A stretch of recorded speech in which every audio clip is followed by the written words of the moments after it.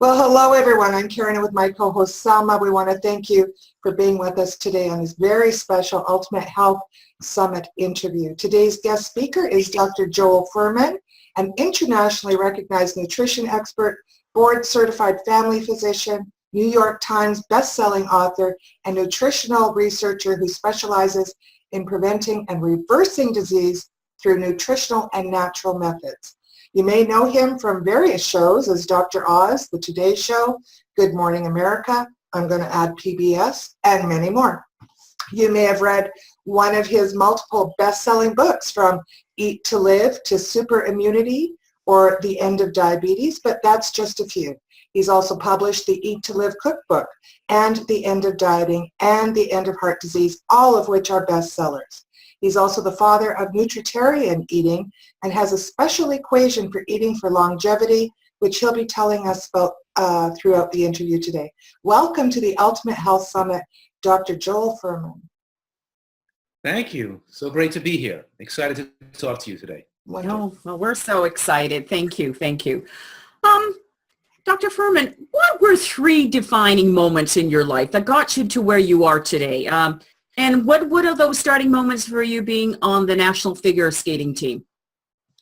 Right. Well, I think when I was young, being a competitive figure skater, that was my focus. And even when I went to college, I was focused on my skating career. I had an injury where I was on crutches for almost a year, where I couldn't skate. So I missed my opportunity to compete in the 76 Olympics, even though I was ranked number 1 in the United States at that time. Yeah, fantastic. So that was, so that seemed like a very sad defining moment, but it really triggered me into a different career. And I probably would have never been a doctor today and have this rewarding life, being able to affect so many people's lives in a positive direction, had I not gotten hurt and had my skating career hurt like that. So I know it seemed like a bad thing back then, but looking back, it may have been even a good thing. I left my skating career. I had this enthusiasm for health and nutrition. I knew that the medical profession went in the wrong direction, that drugs are not the answer to what ails our sickly population, and we had to eat better. And I remember at my sister's graduation party, and I was still working in my father's shoe business then, and he had 10 shoe stores. And so I started to talk to this woman at my sister's graduation party for college, which was a friend of hers, and we started dating. And she was going to go to medical school. So I was dabbling in thinking about going to medical school then. When I said to her, what do you want to go to medical school for? You doctors just give people Band-Aids. They don't fix the problem. Yeah. It's hitting yourself with a hammer and taking a pill to take the pain away and hit yourself with another hammer the next day. It's the medical profession is worthless. So we kind of got in these conversations, and I got very enthusiastic about, because she said to me, well, why don't you go to medical school and change things as opposed to just, more important if you actually became a physician. So after about amount of time, I decided to leave my father's shoe business and go back to school full time for the specific purpose of being a physician specializing in nutritional interventions. So, and here we are, 40 years later, maybe 35 years later, and it's been such a blessing that I've had this opportunity to work with so many wonderful people across America and change their lives in such a profound way. I'm so lucky to have had this opportunity to be useful for people. So I'm very grateful for the fact that I had the opportunity to pursue this type of a career. Mm-hmm. It all kind of happens the way it's supposed to happen, isn't it? It just kind of all does that. Yeah, Selma. Yeah. So, Dr. Fuhrman, cavemen lived short lives and ate whatever was available to them. Today, we can eat what's best. So, can we survive until we're 100?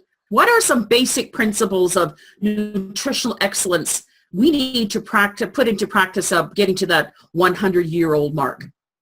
Right. Nutritional science has made such incredible advances in the last 10 years, and we have such information today where I'm making this radical claim that it's possible for people to live between 95 and 105 years old. We could move that curve way over, narrow the bell. Narrow the bell means you don't have all these outliers dying young and dying old. They all come around that 100-year mark. We can get a lot of centenarians with modern nutritional science. But let me just clarify something you said earlier about cavemen died a very short life. In that, we look at lifespan from the 14th century, some earlier parts in human history. It seems like they're living a very short life because there was such a high infant mortality. And 1 in every 9 women died during childbirth. So when we look at the figures, it averages out to a low lifespan. If we look at just the adults, or we look at Renaissance artists who produced well-known works of art. They were males, they didn't give birth, they survived their childhood, and their lifespan was longer than the average males live today in the United States. Oh, I did not know that. Yeah, so the point I'm making is that we're not necessarily, as a whole, living longer in modern society than prior generations did when we consider how long adults lived. We are if you consider all the women that died giving birth and all the children that died during the birthing process or from something related to infancy early in life. But in any case, we know so much more today, and our bodies are designed not to have heart attacks, not to get strokes, and not to get cancer. What I'm saying is those diseases are not natural for our species. And we eat an anti-cancer diet. When we include a portfolio of those powerful anti-cancer superfoods, it slows the aging process. It doesn't just prevent cancer. It prevents our brain from getting demented. It doesn't just prevent cancer. It stops us from having inflammation that causes heart attacks. So in other words, we age better, we keep our full mental faculties, we feel better, we're more physically active, we're younger in our 90s than a person who survives to 90 who is eating more poorly and just got there by the luck. Yeah. So with that as an introduction, now I can answer the question you asked, which what is the basic principle here and how does this work? And the first principle is that we have to eat a diet with a high micronutrient density. In other words, we have to consume a high amount of micronutrients and a wide spectrum of micronutrients. And that's where my formula H equals N divided by C, or H equals N over C comes in, which means that your healthy life expectancy, that's your H, your health, is proportional to your nutrient levels, the nutrients you consume in life over calories. In other words, we want to consume an adequate amount of nutrients in a fewer or lesser amount of calories. So when we consume excess calories, it shortens our life. So every study, we can say this is proven because all the studies on animals and increasing longevity of animals and pushing, by 1.5 or more times, the only thing ever been proven is micronutrient adequacy in an environment where there's no caloric excess or with caloric restriction. So excess calories shortens lifespan. And if you're eating 25 calories too much a day, you're shortening your lifespan. And you can see the shortened lifespan by the extra weight people carry on their body. If we look at blue zones around the world and with the areas that have the most centenarians, so people live past 100, it's always areas and populations whose BMIs are below 23. The U.S. government puts out data that shows that 66% of Americans are overweight, but it's not 66% that's overweight. It's 90% that are overweight because they're using a BMI of 25 as optimal and not a BMI of 23 that's optimal. Okay. And the 10% that are not overweight, they're truly normal weight, are mostly filled up by people who have depression, autoimmune conditions, occult cancers, digestive disorders, alcoholics, smokers, autoimmune disorders. In other words, mostly people that have something wrong with their health because if they were healthy, they'd be overweight like everybody else eating American food. Right. It's a very small percent, like 1%, who are normal weight because they eat healthfully and they've earned it. Right. So we have very few truly healthy people in America, and that's why we have very few truly healthy people that live between the ages of 95 and 105 years old, where most healthy people would live to. You follow me? Right. Wow. So that's one of the basic principles, not the only principle. That's one of the basic. Yeah. Too many. So what are we looking at calories? What would you say, Dr. Fuhrman? Here you're looking at calories, because it's that's what you want to concentrate on, right? Lower calories. So are you looking at 1,000 and higher nutrition? Yeah. Right. We have to eat foods that have a high nutrient per calorie density. So we're looking at foods like green vegetables and beans and berries and seeds and mushrooms and onions and peppers and tomatoes. We're looking at a diet higher in high calorie. We're looking at high nutrient, lower calorie plant foods. People have to eat a salad every day. They should boil a vegetable bean soup made with a vegetable-based stock. They should put mushrooms and onions in there. They should put raw onions and and cooked mushrooms on their salads and green cruciferous vegetables that are anti-cancer effects. My acronym G-BOMBS. Yes. G, greens, beans, onions, mushrooms, berries, and seeds. The point is, what I'm saying is, we eat a diet and we eat these high nutrient foods. It restricts our appetite. It takes away our perverted cravings to overeat calories. We naturally diminish our appetite driver. We don't want to consume as many calories when we flood our body with the right nutrients and the right fiber. So let me just answer that question you asked for a second about how many calories we should eat, because most Americans are consuming 400 calories too much each day, right? They're putting 400 calories of oil on their food, and oil, because it has no fiber in it, doesn't shut off the appetite. It pours. You eat 500 calories you eat 100 more calories with a meal. You don't stop eating. If you had the nuts or seeds that had the fiber in it with that same calories, you would shut off eating earlier, because you would shut off your appetite, because the fat and the fiber would have had the bulk and the slow absorption to control your appetite. But because it's absorbed so rapidly with no fiber, it doesn't shut off the appetite. So when we oil our food, it makes us eat excessive calories. But just assume you eat 25 calories a day too much. Even 25 calories a day too much winds up to be 9,000 calories a year. That's 3 pounds a year. After 10 years, that's 30 pounds. You just took 15 years off your life. 25 calories extra a day. But what if you did on the other hand, if you took in 25 calories less than you needed for the day? Because we all need different amount of calories. I could be 6'4", you could be 5'1" and weigh 90 pounds. I could weigh, no, and our activity levels are different. But the point is, we have to eat a little less than the calories we require, a little bit less, because then what happens is you don't just lose weight, you lose weight to a point where you get to your ideal weight.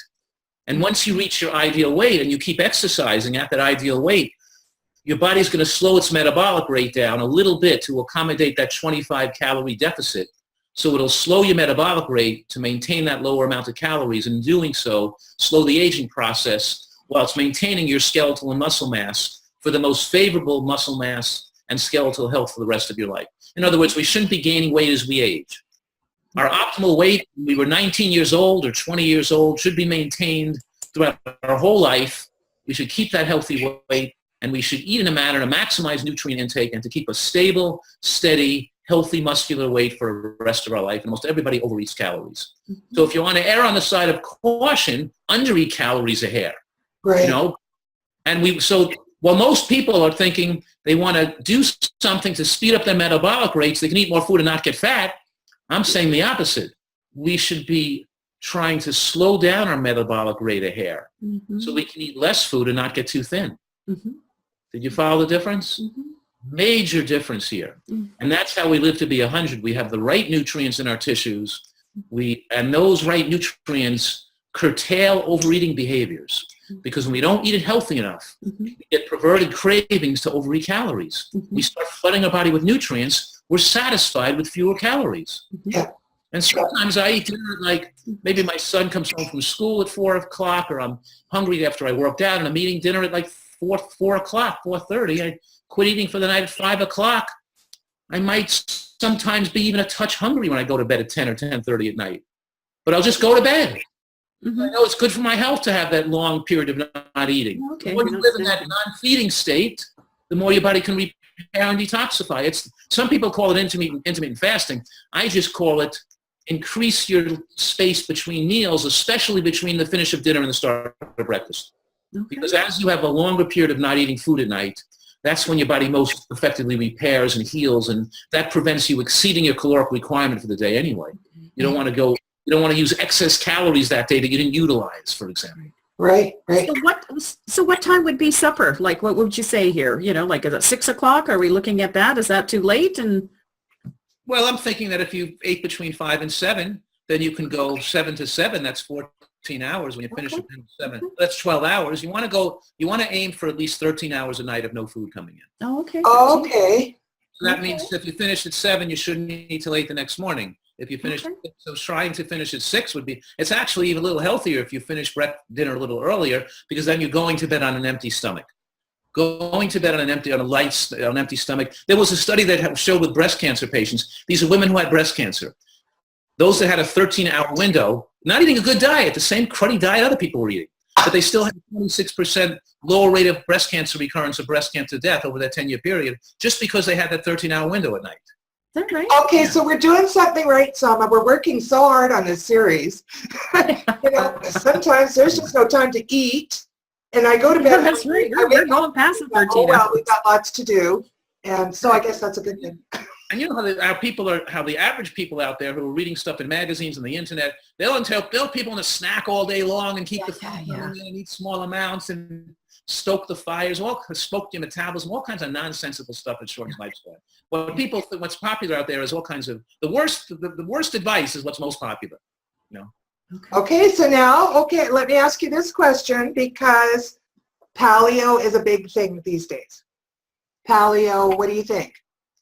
And a perfect example of the worst advice being most popular. Here's the two critical issues here, is that we know beyond a shadow of a doubt, unquestionable, and we look at studies, large studies with hard endpoints like death, we see that more animal products in the diet, more meat, regardless of whether meat is grown, regardless of whether it's organic or it's wild meat or whether you're eating salamanders or worms. Salamanders. So it's natural food for us or not. The point is, more animal protein shortens human lifespan. We have to restrict our animal protein to small amounts. The minute you're on a paleo diet, you're eating more animal products, you have a shortened lifespan, and the restriction against eating beans is actually the most foolhardy thing a person could do to shorten their life, which is going to shorten their lifespan tremendously. All blue zones around the world, all populations of centenarians live to be 100 years old or greater, or all populations eat beans, and we know the mechanism. We know what's in the beans that makes you live longer. The idea that lectins bind phytates and cause all types of damage is totally incorrect. The lectins are decreased or deactivated by cooking. The small amounts they're still absorbed bind toxins too and have anti-cancer effects. And we know that in the Nurses' Health Study, the food that had the most protection against breast cancer was beans. Out of any food, the food with the most powerful effect on longevity of all foods are beans, and that's what the paleo people are taking out of the diet. It's the most asinine advice people could ever get, and that's what people love. They love the sexiness of feeling they can eat more meat. Love the macho-ness. I just eat meat like a caveman, and I'll be okay because I'm thin now and I'm ripped. But that's not the way. That's a pure prescription for a short lifespan. Wow.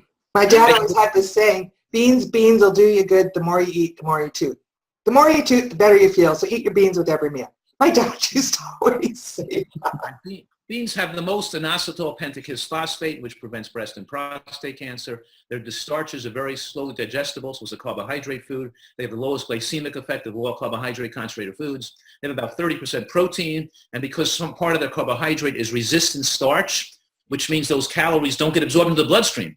They get passed into the toilet bowl. Yes. So all the calories are inaccessible. That means the real protein that's usable is higher than 30% because some of that carbohydrate is lost.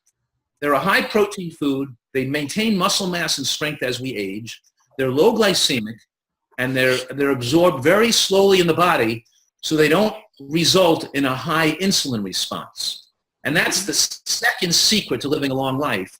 And that's that your diet has to be hormonally favorable. And that means you shouldn't be consuming carbohydrates that are rapidly absorbed, like white rice, sugar, honey, maple syrup, white potato. The more you eat of these white flour and sugar products, shorten your life. And that's why one of my mantras is the whiter the bread, the sooner you're dead. So I tell people, the whiter the bread, the sooner you're dead. The more you eat green, the more you get lean. Okay, I like that. The more you eat green, the more you get lean. And the whiter the bread, the sooner you're dead. That's like, you got to know these things, right? Yeah, and those things will stick. Those will stick. Well, that's right. That's right. For sure. But the point is, so one thing is that hormone, we know when we eat high glycemic carbohydrate, raises insulin. When you eat, beans and peas, it doesn't raise insulin because it's absorbed over many hours, like an IV drip coming into your bloodstream slowly. Likewise, when you get most of your protein from animal products, the high biological protein comes into your bloodstream in a big bolus and a big rush all at once. When you get your protein from green vegetables and plants and nuts and seeds, it comes in more slowly to the bloodstream. It's made complete more slowly because some of the bacteria is absorbed that bind to the villi. and some of the cells that, the epithelial cells that are in the digestive tract get absorbed. The point is, the IGF-1, the insulin-like growth factor 1 hormone, doesn't shoot up. And it's the high level of IGF-1 that accelerates aging. It's a growth-promoting hormone. It promotes insulin and IGF-1 promote the growth of fat on the body. They promote the growth of aging of the brain. They age the brain faster. And they promote the growth of cancer, of cellular replication, and they're pro-angiogenesis. Whereas when you take in green vegetables and onions and mushrooms, and even berries, they have anti-angiogenic effects. They don't let new blood vessels grow to fuel the fat cells. Fat cells secrete angiogenesis-promoting hormones, and cancer cells secrete angiogenesis-promoting hormones because they're calling out for blood vessels to grow into them to feed them with more oxygen and glucose. But these foods, these green vegetables and onions and mushrooms say, no way, Jose, I'm not letting you put fat on your body. It's not just calories out, calories in now. They're actually interfering with fat storage, and they're not letting cancer cells grow. And they say, no way, Jose, in Spanish. No way, Jose. Funny. Here's a question for you. My daughter has leaky gut, and she can't tolerate raw greens. What would you say to her to start on the path to add? I mean, she eats lots of berries and fruits and things like that. Yeah, well, I don't know enough about your daughter's specific condition to really know what she can and cannot eat. But a lot of people think they can't eat beans, for example, because and maybe some people can't. People have unusual intolerances. But then very often we start them with just a teaspoon of beans twice a day at a meal, and you start to build up the bacteria to digest the beans very well. Okay. But when over time, what happens when we build up the right bacterial microbiome to digest beans, that microbiome adheres to the villi of the small intestines very, very much better than when you take probiotics. Your daughter may need to take some probiotics, but when you have small amounts of beans eaten frequently, you build up the right bacteria. And this beneficial bacteria build up by the onions, the greens, and the mushrooms. Cooked mushrooms, raw onion, raw greens, and cooked beans cook very well in the beans. Then this microbiome adheres better to the villi, so it prevents the glycemic effect of all foods passing through. Now, why she couldn't eat raw green vegetables? No idea. Yeah. It's not a common symptom with that type of an issue, but maybe she eats small amounts that are chewed very well. Maybe she should only eat a juice for a while. Maybe she should have it. Maybe she should have it blended and have it, but maybe she could build up toleration for it. It's too healthy to just exclude it from her diet. We have to figure out how to digest it. So there's got to be some other reason. Most people with what do they say? What did you call it? Leaky gut. I forgot the term. Leaky gut. Most people with leaky gut is because they're not eating enough raw green vegetables and raw onion and beans and mushrooms. Because they're not eating those foods. Their diet is too high in meat and processed foods. It's, so usually getting those processed foods out builds up the healthy bacteria. But we may have to help her with high doses of probiotics in the beginning phase until she can start to tolerate these foods better and start with small amounts. Small amounts. Okay, that's good, because I like the, let's start small, because, somebody's been used to this North American diet and now it's in Europe because they think, Americans and North Americans eat better with McDonald's. I mean, when I went to Europe way back in the 70s, you couldn't find a burger joint for love nor money, and now they have them because it's cool. But anyway. The Kentucky Fried Chicken is all over China. I know, it's nuts. That's right. And you have more diabetes in China and in South Korea per BMI than we do in this country. In other words, they're getting diabetic at a lower body weight, at a higher percent of the population than even we are here. So we're spreading these dangerous, life-threatening diseases all over the world at a rapid rate. And cancer rates are exploding in populations that have 50 times lower rates of cancer. Can you imagine there's areas like Mozambique and Thailand and all these areas where their breast cancer rates were 1/50th as much as in the United States, 1/50th as much. And now their rates are skyrocketing because they're bringing in our processed foods. I know, it's nuts. So my question is, somebody who has been eating the, quote, normal, high-fat, unhealthy diet all their life, how would they start gently so that they could stick with your nutritarian diet? Again, just small amounts. Right. That's my experience over the last over decades are that the people that stay with it and really care for their health and really enjoy it for the rest of their life are those who fully immerse themselves in the educational materials, people who've watched the videos, they've read the books, they've come to events, they learn how to cook this way, they've tried out the recipes. In other words, I remember when I first wrote Eat to Live, I wrote in that first chapter, I said, don't start eating right yet. Don't make any decisions yet whether this is good for you or not, or whether you even want to do this. First, finish reading the book. Okay. Get all the information first. So really I find it's that the people that have the most information and are fully educated about this that do the best. It's not a matter of starting slowly or baby steps, or it doesn't matter if you jump all in or you start slowly. Those things don't even matter that much. What matters is you have the right information. That's really what determines whether you're going to stick with it or not.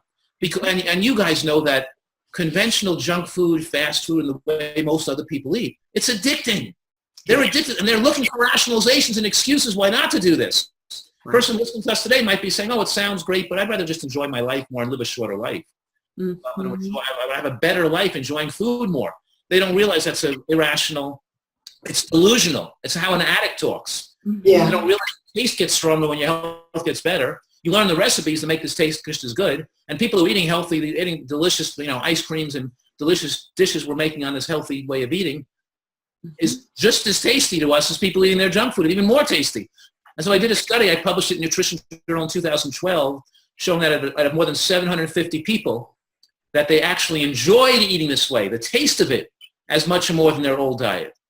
But the point I'm making is that we know most people are not going to do this. They're too addicted to their foods. They don't have enough education, enough information to really convince them adequately. And that's my job. My job is to out there writing books, in the media, giving lectures, doing what we're doing today. Yes. Informing the population so we can motivate people to make a change that's going to save their life. Because that person that says, oh, I'll just eat what I want, whatever happens to my health happens, may have a heart attack and be dead at 60 years old. Worse than that, they could be stuck in a nursing home after a stroke for the rest of their life. Rather be dead than do that. They might be the point is horrible, tragic things happen to people. People make the wrong decisions for their life. They do what's best for the short term. They make short-sighted decisions based on what feels good right now. Yeah.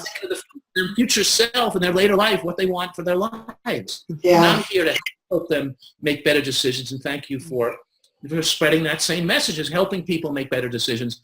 And I'm promising people that if they put that work in and they learn these delicious recipes, they give it 6 months to change their taste buds. It takes 6 months to get your health taste stronger. They give it time. They lose the 50 pounds they need to lose. They start eating healthy. They're going to enjoy it. They're going to feel a whole new emotional outlook on life. They're going to feel they control their health destiny. They're going to feel proud of themselves. It's going to ease their mental fog and their depression. They're going to have a much more positive outlook. They're going to protect themselves. It's so worth it. It's so worth it taking care of your health. Yeah. Dr. Fuhrman, can you talk about, like your diet style really can improve heart health, because you're saying the right food is 100 times more effective than medication at lowering heart attack and stroke risk. So talk to us about what kind of, because is it the traditional like vegetables and beans, nuts and fruit that we should be a part of this here? And also maybe just talk about, like even like blood pressure medications and statins really, you do increase the risk also of cancer and sudden death. That's correct. Here, the point is that we're just making that I'm suggesting that if our population had truly informed consent, and that almost every person over the age of 60 is taking medications for their blood pressure and their heart, the majority. And over the age of 70, it's the vast majority, that we have millions of people taking these medications thinking that it's their savior and it's going to make them live longer, not have a heart attack and not have a stroke. And it's phony because it only lowers your risk a small percent. The point I'm making is that people really knew that, for example, calcium channel blockers shown in study over a 10-year period with women doubled the risk of breast cancer. Those women on calcium channel blocker, and statin drugs showed to double the risk of invasive breast cancer. And the statin drugs cause fatigue and muscle, and they irritate the muscle, including irritating the heart and weakening the heart muscle. And they cause weight gain and they increase risk of diabetes. These things are dangerous. And I'm saying here that if people knew that the angioplasty procedures are worthless for people with elective procedures, they're worthless for people with chest pain because they don't address the areas of the heart that are most likely to have a heart attack. They're just Band-Aids. They don't make you live longer. They put a foreign body in your heart, and now you have to be on a clot-busting drug the rest of your life, or your risk of heart attack would have been increased. And you got to go on warfarin, and you can't eat greens. Well, you can still eat green, but nevertheless, you have to go on these blood thinners like Xarelto or Coumadin or warfarin that increase your risk of having a hemorrhagic stroke for the rest of your life. So now you have blood thinners that increase risk of bleeding in your brain that could put you into a nursing home, crippled for the rest of your life. We're talking here, and the blood pressure medications could push your diastolic low so you don't get return of the blood fast enough to the heart. And now you have atrial fibrillation, which is irregular heartbeat, and they have to put you on other drugs for that too. And they cause more sudden death. So the point I'm making right now is that I believe very strongly that if our populations knew the futility of medications, how dangerous they really are, and how correct eating that we're describing here today is 100 times more effective and dramatically extends lifespan and wipes out the risk of heart attacks and strokes, almost wipes it out completely, if people knew that, and how delicious it could taste. Many millions more people would adopt and embrace this way of thinking. Yeah. We have to get this out there to people. We do. And that's where my book, The End of Heart Disease, not to self-promote right now, but just to mention, because that's why I wrote the End of Heart Disease book. And it's a pretty big book. It's like 440 pages. But I want people to get all that information, because if they read all that information, they can't possibly want to go on their drugs. They have to eat this way. It shows them it's like a no-brainer. You know what I mean? Yes. And there's no side effects to eating properly. Just good side effects. There's no side effects are you get slim and you get strong. Yeah, those are good. Yeah. Right, and you think more clearly, you maintain your intelligence and mental faculties in later life, and life becomes exciting. And you know what's really important here? The lack of fear. Here's the thing: is when you learn to eat right too. Think of the danger to your health of being afraid of breast cancer, afraid of heart attacks, afraid of strokes. You have to put tubes in the orifices of your body. You have screening tests where they put scopes up. You're going through testing. You're always getting radiated. You're always running back and forth to doctors. Fear is the primary motivator, leading to excessive and obstructive and intrusive medical care. And the fear with the doctor, a fear of disease all the time. When you take good care of your health, you free yourself of those fears. You can't get colon cancer. I don't need to scope my colon. I don't need to have my brain, and I don't have to run to doctors getting testing and stress testing, looking at my heart. To live my life, I know I can't have a heart attack. I know I can't get demented. I know I'm not going to be in a nursing home. I don't have to take nursing home insurance. In other words, you live your life. Such a thing in the States? Nursing home insurance? We don't have that in Canada. No, well, you know what the biggest business to make money here in the States right now? Nursing homes catering for people who have strokes before the age of 60. Young people's nursing homes for people having all these dangerous problems when they're young. Oh, my. It's really sad what's going on. Oh, my. When you think how tragic it is, teenagers have strokes. Oh. Right? Young people get diabetes, and that leads to, leg amputations or blindness or kidney failure, and people are destroying themselves, and they don't know that this fast food diet destroys your brain. It doesn't just make you physically ill, it takes away your intelligence. So, what good are you living if you're going to not have your brain intact? Right. The point is that these foods are destructive to our brain, to our well-being, to our emotions, and to our long-term health. Mm-hmm. Yeah. So can I just ask you a quick question? I was reading today that they did a big research study on taking aspirin, and they're saying now, the research saying it really, for the prevention, it really doesn't do anything. Well, what's your theory about that? I was quite intrigued, because I'm going to say, take an aspirin every day, prevent heart attacks, sell right? Those in the store, your dose. Yeah. And now they're saying, no. It's irrelevant what the research shows. It doesn't matter. It's like saying you can drink alcohol to thin the blood so you won't clot as much, so you can eat your bacon and cheeseburgers. If aspirin was helpful for people who ate their bacon and cheeseburgers, they still shouldn't take it, because they should get off the bacon and cheeseburgers. So whether aspirin is a little helpful or not helpful, or increases the risk of hemorrhage or bleeding, that overwhelms, that's worse than the benefit you get from the heart, so it all doesn't matter, because we shouldn't be looking for drugs to enable people to have a slightly lower risk to get away with eating their junk food diets. Because the difference in risk is so slight anyway. Because once you're eating healthily, you don't need those drugs. You don't need to worry about you're taking aspirin or not, because every drug has risks and benefits. And to weigh the risks and benefits means you're eating very healthy, so you're looking to take the risk to get some benefit to counter your unhealthy habits. So it's all like, wait, and I don't even care what those studies show. Yeah. Yeah. You're on a mission. You're so full of passion. It's just incredible. I love that. So let's talk about your nutritarian pyramid. Walk us through that a little bit. Well, I want people to understand that vegetables should be, this is a vegetable-based diet. We're vegetable-eating animals. And if you're not going to have a salad every day and, some vegetable bean soup or some cooked vegetables or stewed vegetables, then you're not really on a nutritarian diet. So I'm telling people, I want them to eat a salad every day. I want them to have some cooked vegetables, like a wok vegetable dish every day. I want them to eat at least 3 fresh fruits a day, at least 1 or 2 ounces of raw nuts and seeds a day, and include flax seeds or chia seeds and walnuts in their nuts and seeds, which have incredible protection against the brain. And flax seeds or chia seeds have tremendous protection against prostate cancer and breast cancer in women. They should be having some mushrooms every day and some onions every day.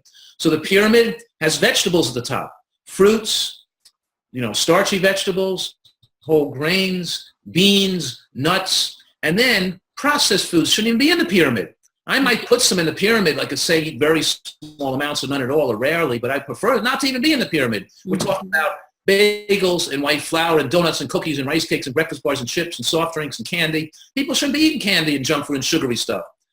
They shouldn't be eating it. And then animal products should be held, ideally, to between that 0 to 5% of calories, very low levels or not at all. Mm-hmm. I might say 10% is acceptable on my pyramid, but that's a pyramid on a societal level. Many sick people, even 10% is too much for. Ideally, to maximize longevity, it should be lower than 5%. So if you're going to use animal... Yeah, it's interesting that I think your mom... Go ahead. Go ahead. No, I was just going to say, in the hospitals here, right, the diet just stinks. And I'm thinking, you don't want anybody in this facility to get better because it's all white bread and potatoes and pasta and, the very few vegetables. And if they are, who knows where they come from. And, I'm just saying, so it's not just, we have to educate, yes, at this street level, but it's got to go further too into the medical facilities and things like that. That's why, as the president of the Nutrition Research Foundation, we do research all over the, to put in the medical and scientific literatures to change the face of healthcare. So I'm not saying research is all we need, but we all do our part, right? Mm-hmm. Yeah. We need a groundswell of people eating healthfully. We need the growth of healthier restaurants. We need hospitals to change the way they feed the people. We need doctors to be examples of good health. Yeah. And they should be on nutritarian diets, walking the walk and talking the talk. Yeah. And I go around the country speaking to medical schools. And yesterday morning, I was in Long Island speaking to a hospital at cardiology grand rounds to all the doctors in the hospital and the cardiologists and the residents and the cardiology fellows. And they were cheering and laughing and excited about this. And they know and how do we get the patients to do it? And doctors are just like regular people. They want to do the right thing too, just they don't know it. When they learn this information, they get enthusiastic about it too. I was at a lecture, I was in the audience of a lecture where one of the interventional cardiologists, one of the top people, who was head of interventional cardiology, this is in a different hospital now, this is a Florida hospital. He gets up there and he says, 3 people affected my life the most in my career. My mother, my father, and Dr. Fuhrman. Oh. Isn't that amazing? Bravo. Oh. So what I'm saying is that a lot of doctors are changing and embracing this, but they don't know about it, and they don't know enough about it. So, but it's happening slowly, but we all do our part, right? Yes, yes. And it's got to start somewhere. Yeah. Got to start somewhere. Yeah. In fact, I petitioned when my daughter was in high school, and they've got these vending machines of just crap. And I said, you want these kids to do well, you've got to take that out or replace it with all healthy things in there. And it didn't happen while she was still in school, but I heard from one of the teachers that they've finally done it now. So that's a good thing. It sounds like with me too, with my kids. Every time a kid had a birthday party, the parents were bringing in cupcakes and donuts and candy. Yeah, yeah. And then every time a kid at a baseball game or a soccer match, the parents were bringing all kinds of junk food. But finally, after raising 3 kids and them being older, finally now that the school doesn't allow parents to bring in sugary desserts and candy to the school anymore. It finally happened, but it took like 20 years, Yeah. It's not an overnight thing, but, if it happens eventually, and you know, at least we're making an example of it. So what's for lunch? What are you going to do for lunch? Lunch, you know, because Karen and I watched the video that you did. Okay, it's past God, your lunchtime, isn't it? Oh, that salad bowl was, oh my goodness, how many people were you going to feed? And it was for yourself. So that was great to watch that. So what are you going to make?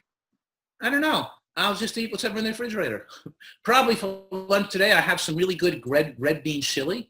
It has a little corn in there too. It's like a corn with red beans, and it has tomato sauce, and some of these tomatoes I actually grew in my own greenhouse and made it into a sauce. Oh, nice. Yeah, I'm growing my tomatoes right now, and I've got a purple pepper plant and all sorts of things. Terrific. And I'm probably going to have a salad from my own lettuce and kale that I grew in my garden. And you know what I'm putting in the salad? Yeah. Snow pea pods and pea shoots, and the leaves of the pea plants that I grew myself. Oh, okay. Have a salad this today where I grew a lot of my own food. And then, of course, my salad dressing might be a little tomato sauce mashed with some almond butter with a fork mixed together with a little black fig vinegar, maybe black fig vinegar, tomato sauce, almond butter mashed together. Or I may make maybe it's fruity, maybe I'll make a pomegranate or a kiwi in a dressing. Maybe I'll whip an orange with some blood orange vinegar and toasted sesame seeds and a few raw cashews and squeeze a lemon, maybe I'll make a dressing like that. So a salad with a delicious dressing, might put some strawberries or kiwis in there with fresh vegetables in there, and then I'll have a bowl of soup, and maybe I'll have for dessert, I don't know what I'll have. Maybe I'll have a mango or something, I don't know. But I have delicious food, and natural foods, when you know how to make them, taste great. That's the key, when you know how to make them. Yeah. Right? You know how good a little vanilla, let's have a little vanilla and ice cream for after lunch or after dinner night. A little vanilla, I love vanilla and ice cream. Do you? Yeah. You know what that is? No. Tell us. It's just, you take a frozen banana. Yeah. And you take a teaspoon of vanilla bean powder, and you whip it up with a handful of macadamia nuts or a handful of walnut, and you put the vanilla bean powder in with the banana and the few macadamia nuts, and whip it in the blender to make like a vanilla ice cream. There's no date in there. There's no sweetening agents. It's not that sweet. There's only one banana. It tastes the vanilla flavor. It just bursts. It's so natural and so delicious. If you want to make chocolate, you can put some unsweetened cocoa powder in, but then you got to add a date because the cocoa powder makes it more bitter because it's unsweetened. So you got to add a little sweetening agent to make it turn into chocolate. But the point is, we can make healthy desserts that taste incredible, and you eat them with enjoyment, knowing they're not bad for you. I know. No, that sounds good. I want to try that. Wow. Yeah, I don't have any macadamia nuts in my house, but I got lots of frozen bananas, so we can do that. This is wonderful. So I don't even think we need to talk supplements because your food is your supplement. If you eat this way, food is your supplements. You wouldn't really need to add anything, would you? No, that's not true. No? I'm saying that's not true. That the more you approach a vegan diet, the more you're losing certain nutrients that are going to be important for your long-term health, particularly B12 and vitamin D. B12 that you don't get in a vegan diet. And as you're eating less animal products or having them only rarely or in small amounts, you're not getting enough B12, and a person can get in trouble without enough B12. It's important you supplement that sufficiently or enough. Oh. We did a study with 167 vegans showing that the DHA levels could be low in a certain percent of vegans that may lead to brain shrinkage with aging. If they can live a long time, so exposure to some EPA or DHA from algae is helpful for people not eating seafood or having a source of DHA in their diet. And then vitamin D, as you know, is the sunshine vitamin. Yeah. And when we live in northern climates that we do, if we're not out in the sun enough, we need to get enough vitamin D. So there's some issues that you don't get, you should say, on a plant-based or vegan diet that would be wise to supplement with. And so I give people advice on that. I have a supplement advisor on my website, but it's mostly K2, vitamin D, zinc, iodine, B12, vitamin D, and DHA. So those are the main ones that because some people, we're not robotic copies of it. We're not clones of each other. Some people absorb nutrients and certain nutrients less. Let me give you an example. Some women who are menstruating need to take a little iron because they can become anemic.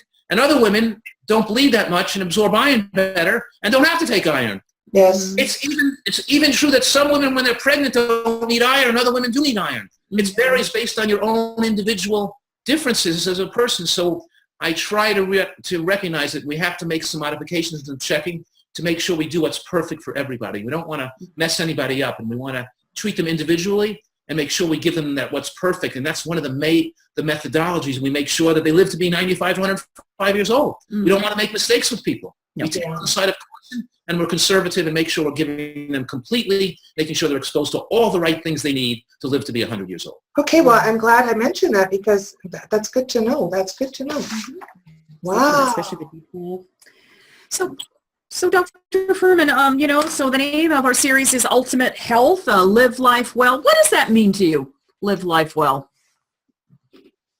Well, I really enjoy staying physically active. And I enjoy staying mentally active. I enjoying life means and if you don't take care of your health, you can't enjoy your life. So it's having a well-rounded life. It's getting enough rest and sleep. It's getting enough exercise and activity. It's getting enough social activity and entertainment and enjoying things to do, and having work that's productive that you're doing something worthwhile.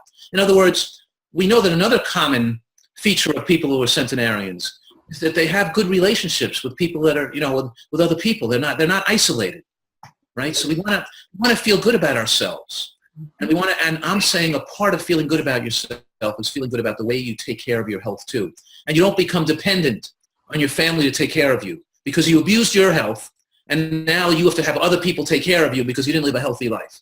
You should be able to take care of your health and be contribute to society, not being dependent on society. It's those people that abuse their health that have to be in such bad health, and the other people care for them now. Yeah. So it's a very complicated question. But the bottom line is that we should get as much fun out of life as we possibly can. As much goodwill to other people as we can, as much loving people. We want to have a life that's loving, giving, appreciating the value of others, appreciating the value of the world around us, and enjoying this. And it's great to be alive, and it's good to take care of our bodies and take care of our earth and be good to other people. And there's so much bad stuff going on. Oh, let's not go there. It doesn't have to happen, right? We all got to eat well, love each other, and support other people eating well. Yeah. Because when you don't eat well, it causes problems the way you think. Yeah. We got to feed our population well. Okay, and I know we're running out of time, but I really do want to mention to everybody watching today, if you would like to go further with Dr. Fuhrman's work, he has a special offer for you called the Dr. Fuhrman's Immersion Excursion 10 DVD set. This sounds exciting. Tell me a little bit about it. Well, I run these getaways and immersions around the country. Sometimes I do them for corporations to reduce their healthcare costs, but I also do them for the general public, these vacations in beautiful spots where people spend a week in a hotel. And I lecture and we have fun together. But anyway, so this immersion excursion is a DVD of 10 lectures I gave in one of my week getaways. So it's like being away with me for a week and hearing a whole series of lectures that build you and your enthusiasm about this nutritarian lifestyle. So Right. yes, so thank you. Right. So I want to give people the tools that they need to make sure they can't fail. Yeah, for sure. So we'll have a link below this video if you'd like to go further with Dr. Fuhrman's work. I think you're remarkable. We want to thank you so much for your time. Yes. You're a busy guy. And I just want to ask you, Gary Malkin was at one of your events not long ago. Gary Malkin? We interviewed him how many years ago, Selma?